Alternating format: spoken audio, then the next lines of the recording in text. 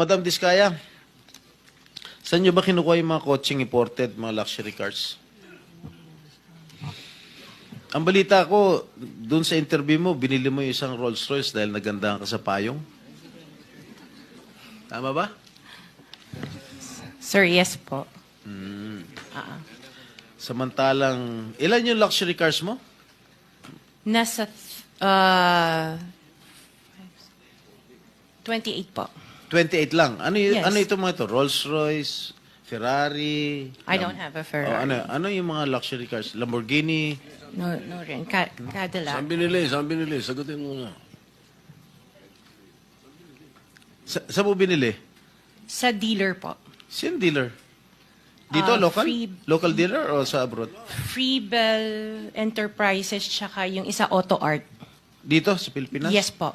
Hindi ka nag-import? No po. Dito, may dealer ng mga Yes po. Rolls Royce. May dealer ng Rolls Royce meron dito. po. Ano pa yung mga ibang luxury cars mo? Yung anong tawag dito, yung Cadillac and the GMC. Cadillac Escalade, ganon? Yes po. Oh. The GMC. Yun lang. Sinong dealer? I mentioned earlier Freebell Enterprises and Auto Sa Art. lahat ng kotse mo, yun ang mga dealers mo? Dalawa lang sila Dalawa po. yung dealers mo? Yes what po. other